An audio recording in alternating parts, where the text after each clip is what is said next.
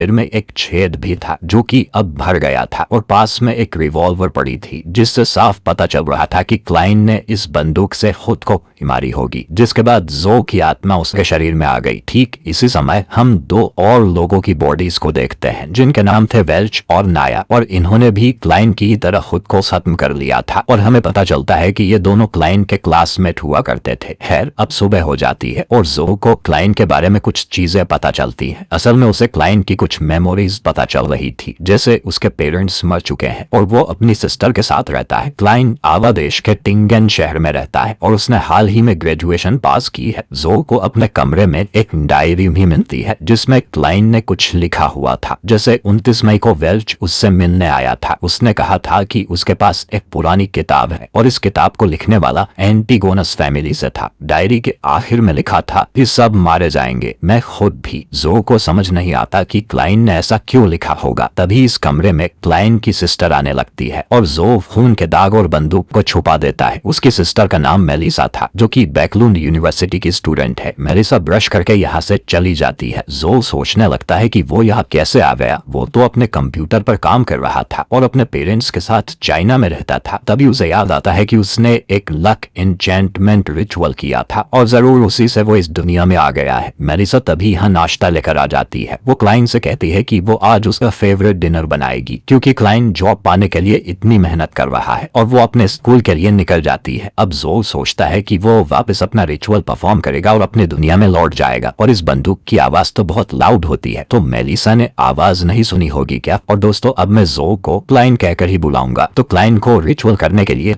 Bread की जरूरत थी जिन्हें लेने वो बाहर मार्केट में जाता है। मार्केट वाली लेडी क्लाइन से कहती है कि उसे जल्दी से कोई जॉब ढूंढ लेनी चाहिए और उस गंदे से अपार्टमेंट को छोड़कर किसी अच्छी जगह रहने चले जाना चाहिए। क्लाइन देखता है कि ये जगह भी उसकी दुनिया जैसे ही नॉर्मल है, बस ये टेक्नोलॉजी में काफी साल पीछे है। पर तभी वो कुछ लोगों को पत्ते खेलते हुए देखता है जो कि आज के जमाने का खेल है। असल में करीब 100 साल पहले रोसेल गुस्तेव नाम का राजा हुआ करता था जिसने ये पत्तों का खेल, स्टीम इंजन और टेरो रीडिंग जैसी चीजें इजाद की थी। क्लाइन को लगता है कि राजा रोजेल भी उसकी तरह किसी नए जमाने से आया होगा। तभी क्लाइन के पास एक जोकर आता है जो उसे अपने सर्कस में आने का इनविटेशन देता है। क्लाइन देखता है कि कोई आदमी उसका पीछा कर रहा था तो वो जल्दी यहाँ से भागने लगता है और छुपने के लिए एक टेंट में घुस जाता है। वो आदमी जेनकिंस भी उसके पीछे जाने वाला था, लेकिन तभी उसे यहाँ एक पुलिस वाला दिखाई देता है जिसे देख वो वापस मुड़ जाता है। टेंट के अंदर एक टेरो कार्ड रीडर बैठी हुई थी, यानी पत्ते देखकर भविष्य बताने वाली। क्लाइन सोचता है कि ये चीज तो मेरी दुनिया में भी होती थी, यानी राजा रोजेल उसकी तरह ही एक ट्रांस माइग्रेटर था। वो लेडी कहती है कि क्लाइन उसका पहला कस्टमर है तो वो